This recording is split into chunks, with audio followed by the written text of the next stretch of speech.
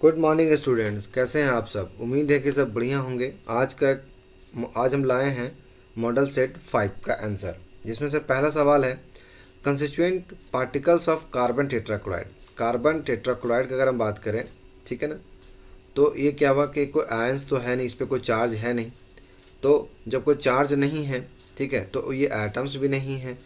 तो देखो, एटम्स नहीं है, चार्ज नहीं है, आयंस नहीं है, तो क्या होगा answer? Molecules. Means first question का सेकंड आंसर सही है, molecules. Next question, the oil used as frothing agent in float flotation process is. Coconut oil जब यूज़ हम लोग जो करते हैं frothing agent in float flotation, isolation chapters में पढ़ना है इसको, ठीक है। इसमें से हम लोग कोकोनट यूज़ नहीं करते हैं, कास्टर्ड नहीं करते, पाइन ऑयल यूज़ करते हैं। क्या है? पाइन ऑयल, ठीक है। जिसको हिंदी में इसको कहते हैं चिड़ का तेल। नहीं, क्या कहते हैं? चिड़ का तेल, चिड़ का तेल, है ना। तो हम लोग इसमें यूज़ करते हैं pineapple. Next question, a metal has FCC arrangement face centre cubic unit cell, है ना। इसमें से एज लेंथ दिया हुआ है, ए क्या दिया हुआ है? 400 सेंटीमीटर, 400 पिकोमीटर्स। तो 400 पिकोमीटर्स दिया हुआ है, तो आपको याद होगा कि एक फॉर्मूला आता है ए बराबर 2√2r, है ना। 2a बराबर 4r, जबकि r का वैल्यू आप एलियन दिया हुआ है, तो √2 इंटू 400 डिवाइडेड बाई 4r। जब यहाँ से पूरा r कैलकुलेट कीजिएगा तो आएगा 141.8 पिकोमीटर्स समथिंग, ठीक है। तो इसका answer C is the correct answer. Next question, a ionic compounds has BCC structure, body centre cubic unit cell structure with atoms A occupy at the corner. मतलब एक atoms है जो कहाँ प्रेजेंट है? कॉर्नर में। था 8/1/8 तो होनी चाहिए, क्यों? किसी भी यूनिट सेल में 8 कॉर्नर होते हैं और कंट्रीब्यूशन 1/8 का होता है। Plus B at the body of the centre, तो इसका नंबर ऑफ एटम्स कितना निकल जाएगा? 1, जबकि बी कितना है? बी जो है वो एक एटम्स है, कंट्रीब्यूशन 1 है, तो क्या होगा? 1। मतलब ए भी एक ही है, बी भी एक ही है ना। तो इसका जो फॉर्मूला बनेगा वो क्या बनेगा? A B. Next question, which are the following examples of diamagnetic substance. देखो, डायमैग्नेटिक एंड पैरामैग्नेटिक सब्सटेंस पूछा है, ठीक है। तो इसमें जो आंसर्स होगा, ठीक है, फर्स्ट क्वेश्चन क्या? सोडियम, फर्स्ट आंसर है sodium chloride, copper oxide, ferrous oxide, titanium dioxide. तो इसमें मैग्नेटिक, इसमें डायमैग्नेटिक के बारे में पूछा है, तो सोडियम क्लोराइड तो एक सॉल्ट है, ठीक है, सोडियम क्लोराइड सॉल्ट है। इसमें जो आंसर्स होगा डायमैग्नेटिक फॉर्म में वो है कॉपर ऑक्साइड। क्या है? Copper oxide. Answer B is the correct answer. Next, diamond and graphite and buckminster fullerene. आपको पता होगा ये तीनों एलोट्रॉप्स ऑफ कार्बन है। कार्बन का 3 एलोट्रॉप्स है, बट इसमें पूछा है कि diamond is an examples of ionic solid, molecular solid, covalent solid या मेटालिक सॉलिड्स। तो इसमें जो आंसर्स होगा वो क्या है? कोवलेंट सॉलिड, ठीक है। क्योंकि आपको याद होगा कार्बन जो है 4 बॉन्ड बनाता है और उसके साथ जो भी बॉन्ड बनता है वो कैसा बनता है? कोवलेंट बॉन्ड बनता है। Means answer C is the correct answer. Question number 7, the ratio of number of moles of solute to the total number of moles in a solution is called mole fractions.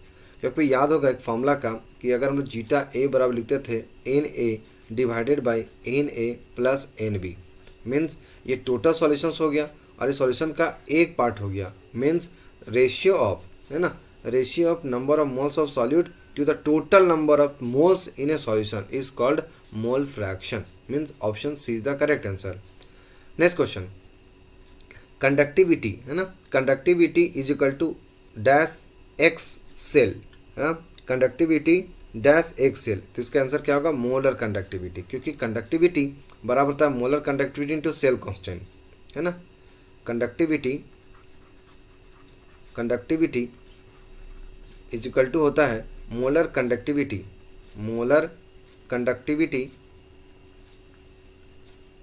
Into cell constant, ठीक है। तो option B is the correct answer. Next question number 9। Question में galena is an और हमको हिंदी में क्या बोलते हैं? और को एस्क बोलते हैं, ठीक है। तो जो गैलेना और है किसका है? लेड का, ठीक है, लेड।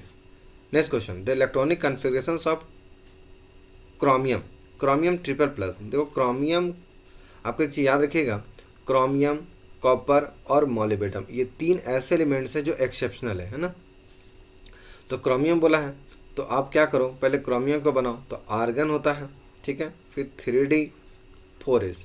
तो आपको याद है कि ये 3D1 और ये 5s1 और 4s1 और 3D5 होता है क्रोमियम का।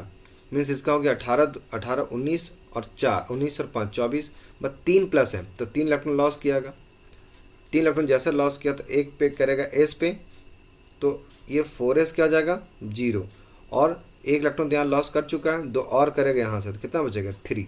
तो 3D3 and 4s1, 3D3 4s1, option D is the correct answer. Next question, transition elements are, देखो transition elements are D block elements, इसलिए क्योंकि ट्रांजिशन एलिमेंट का मतलब होता है कि जो वैकेंट डी ऑर्बिटल्स होते हैं, वैकेंट डी ऑर्बिटल्स अगर को हैं तो उसी को क्या कहते हैं ट्रांजिशन एलिमेंट। एक चीज ध्यान रखिएगा कि all transition elements are D block elements, but all D block elements are not transition elements. Means ये हुआ कि जब आप जिंक, हाँ, कैडमियम और मरकरी, ये 3 ऐसे एलिमेंट्स हैं जो डी ब्लॉक में तो है, लेकिन ये डी ऑर्बिटल्स क्या है पूरी तरह से फुलफिल्ड है। जैसे अगर आप जिंक का देखो, ठीक है, तो 3D10 होता है और इसका 4s2 होता है, तो डी तो पूरी तरह फुलफिल हो गया, जबकि वैकेंट डी ऑर्बिटल्स को हम क्या कहते हैं ट्रांजिशन एलिमेंट। क्लियर है, option C is the correct answer. Next question, phenol react with zinc metal, देखो very very important questions.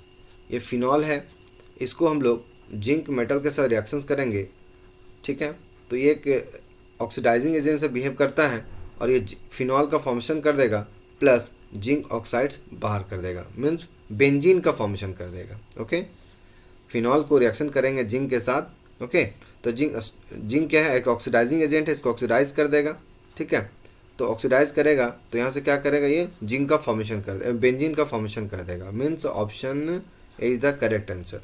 Next question, salicylaldehyde can be prepared by, salicylaldehyde can be prepared by, इसका जो correct answer होगा वो होगा रामर-टामर reactions. सैलिसल्डिहाइड का structure सबको जानना हो तो ये देख लो, ठीक है, फिनॉल पे क्या रहता है OH, हाँ, और यहाँ पे रहता है CHO, this is called salicylaldehyde. But अगर सैलिसैलिक एसिड्स का अगर स्ट्रक्चर्स पूछेगा, सैलिसैलिक एसिड्स, तो दिस इज यहाँ पे रहेगा OH और ये हो जाएगा COOH, this is called salicylic acids. यहाँ से थोड़ा सा एक चीज़ और जान लीजिए, ये है सैंडमेस रिएक्शंस। सैंडमेस रिएक्शंस में हमेशा क्लोरोबेंजीन का फॉर्मेशन करता है। सैंडमेस रिएक्शंस में जब बात करेंगे ऊर्ज रिएक्शंस में, तो ऊर्ज रिएक्शंस में हमेशा अल्केन का फॉर्मेशन करता है। यहाँ से 3 क्वेश्चन हो गया, ऊर्ज रिएक्शंस में अल्केन का फॉर्मेशन करेगा, मेटल यूज होगा सोडियम। रामर-टामर रिएक्शंस में हम लोग यूज़ करते थे कार्बन टेट्राक्लोराइड, हाँ, कार्बन टेट्राक्लोराइड और कार्बन टेट्राक्लोराइड यूज़ करते थे, ठीक है। तो पहले एक्सपेंड करो, जैसे CH3 CH2 फिर CH, यहाँ पे क्या है OH है, फिर CH2 फिर CH डबल बॉन्ड CH2। जब नंबरिंग करेंगे तो ये 1 2 3 4 5 6, 6 कार्बन है तो हेक्सेन। तो देखो यहाँ पे हेक्स हेक्स हेक्स हेक्स सब जगह हेक्स है, बट हेक्स क्या हुआ, हेक्स हुआ 1 इन, हाँ 1 इन और 4 ओल, 1 इन 4 ओल, तो option C is the correct answer. कैसे, 6 कार्बन था तो हेक्स, नंबर 1 कार्बन पे डबल बॉन्ड था इन, और 4 पे क्या था अल्कोहल, अल्कोहल सफिक्स में प्रायोरिटी ज़्यादा है इसलिए सफिक्स यूज करेंगे तो ओल बनेगा, तो option number C is the correct answer. Next question, calcination is used, आप आइसोलेशन चैप्टर में पढ़े होंगे कैल्सिनेशन एंड रोस्टिंग। ध्यान देना, कैल्सिनेशन और रोस्टिंग 2 अलग अलग प्रोसेस है, बट इस कैल्सिनेशन में जो यूज़ होगा, ठीक है, वो है carbonate ores, carbonate ores. Next question, the number of Bravais lattice of for cubic unit cell. देखिए यूनिट सेल तो आपको याद होना चाहिए, यूनिट सेल में 7 क्रिस्टलाइन लैटिस है, ठीक है, ये 7 क्रिस्टल लैटिस है 7, बट यहाँ पे पूछा है ब्रेविस लैटिस, हाँ, तो ब्रेविस लैटिस कितना हो गया 14, option D is the correct answer. Next question, the radius of the atom in a body center cubic unit cubic, या ऐसा कह सकते हैं the radius of an atom in a body center cube of edge length a। देखो body centre 20 cc का बात करेगा, ठीक है, 20 cc की बात करेगा, ठीक है, तो यहाँ पे हम लोग जो बात कर रहे हैं, answer D is the correct answer. क्यों? बॉडी सेंटर का एज लेंथ के बारे में पूछा है, एज लेंथ ए है ना, ठीक है, D option. Next question, relative lowering in vapour pressure is equal to, relative lowering in vapour pressure, relative lowering in vapour pressure is equal to mole fractions of the solute, mole fractions of the solute. Next question, the molarity of a solution is 7.1 gram of sodium sulphate, 7.1 gram of sodium sulphate in 100 ml of the aqueous solution is, aqueous solution is. अब देखो इसका जब पूरा जब calculation करिएगा तो आएगा 0.005 m molarity. भाई 7.1 का एक गिवन मास है, ठीक है, इसका मोलर मास निकाल लेंगे, 100 ml है, इसको आप लीटर में कन्वर्ट करेंगे, ठीक है। पूरा जब कैलकुलेट करेंगे मोलारिटी पे, क्योंकि आप मोलारिटी का फॉर्मूला पता होगा, m बराबर होता है number of moles divided by total volume in litre. तो मोल्स निकालिएगा, मोल्स बराबर क्या होता है, मोल्स बराबर क्या होता है, given mass by molar mass. Given mass 7.1 है, मोलर मास निकालिएगा, यहाँ से नंबर ऑफ मोल्स निकल जाएगा, इसका फॉर्मूला यहाँ बैठाइएगा। 100 ml है, लीटर में कन्वर्ट कीजिएगा तो 1000 से मल्टीप्लाई कर दीजिएगा, यहाँ से कैलकुलेट करके आ जाएगा 0.005 m molarity. Question number 20, the number of moles of NaCl in 3 litre in 3 molarity, very very important. देखो questions, the number of moles, तो मोलारिटी बराबर क्या होता है, n बाई भी। तो मोलारिटी क्या हुआ कि मोल्स निकालना, नंबर ऑफ मोल्स, जबकि 3 लीटर वॉल्यूम दे चुका है और मोलारिटी दे दिया, मतलब 3 is equal to n by 3। तो n बराबर क्या हो गया, 3 इंटू 3 इज इक्वल टू 9। तो option C is the correct answer. Mole fractions of benzene in solutions containing 30%, 30% का मतलब होता है 30 gram in 100 ml of the solution, 30 gram in 100 ml of solution in carbon tetrachloride is, carbon tetrachloride. देखो mole fraction जब भी निकालना होता है तो XA बराबर Na divided by Na plus NB, फिर XB अगर निकालना हो तो Na divided by Na plus NB। तो कार्बन टेट्राक्लोराइड का निकालेंगे, ठीक है, और बेंजीन का निकालेंगे, फिर इन दोनों को सम करेंगे और जो वैल्यू आएगा फिर उसको हम लोग टोटल से डिवाइड कर देंगे। तो जब ये पूरी तरह से कैलकुलेट करिएगा तो जो आपका आंसर आएगा वो आएगा 0.059। Option C is the correct answer. Which of the following is not a good conductor, not a good conductor. देखो copper metal is a good conductor, but not word लगा हुआ है। एक्वस में सॉल्ट में जब भी वाटर ऐड करते हैं तो करंट पास होता है, ये भी गुड कंडक्टर है। मोल्टेन के अंदर जो आयंस में ये भी है, तो सॉलिड में करंट पास नहीं होता है, इसलिए this is not a good conductor. Option D is the correct answer.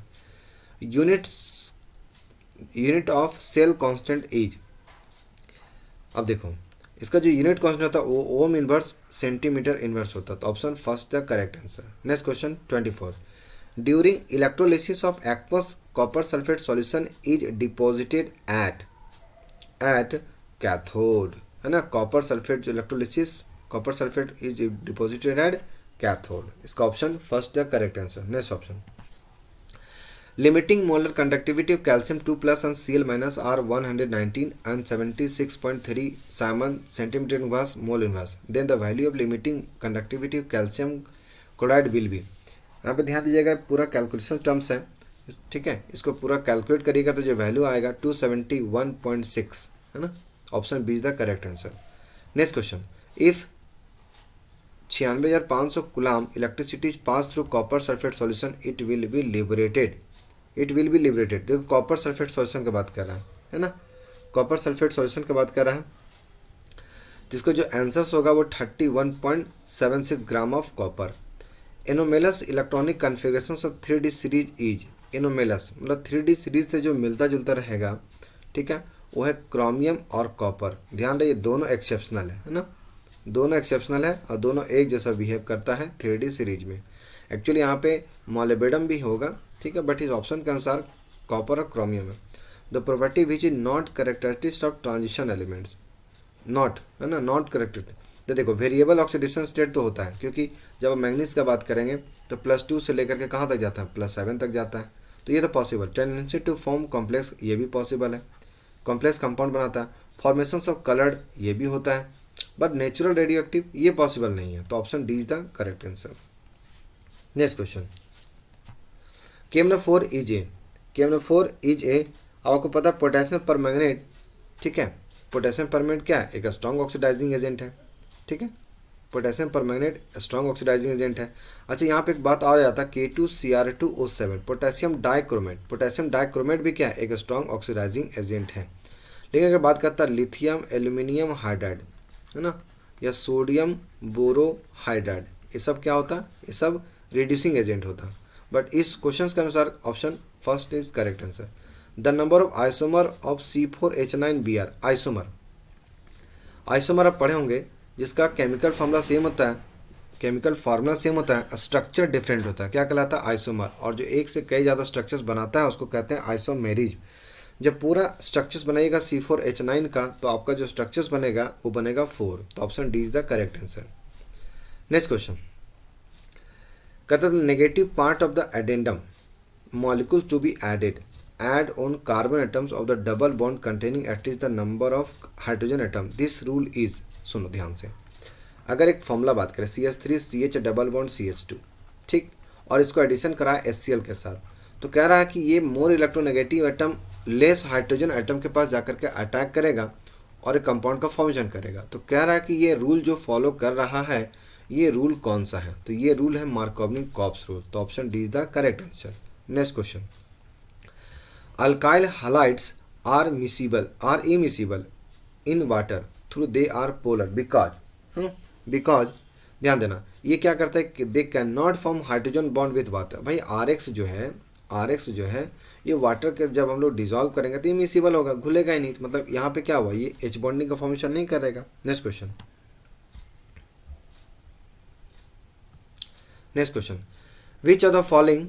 which of the following reagent cannot be used to oxidize primary alcohol to aldehyde, primary alcohol to aldehyde, ठीक है, not use. यहाँ पे जो answer होगा वो है potassium permanganate. क्यों, क्योंकि आपको याद होगा कि अगर कोई अल्कोहल, हाँ, जैसे कोई अल्कोहल ले लीजिए और इसको रिएजेंट यूज कर दे KMnO4, ठीक है, KMnO4, तो डायरेक्टली क्या करता है, कार्बोक्सिलिक एसिड में कन्वर्ट कर देता है। अल्कोहल को सीधा कन्वर्ट कर देगा कार्बोक्सिलिक एसिड में।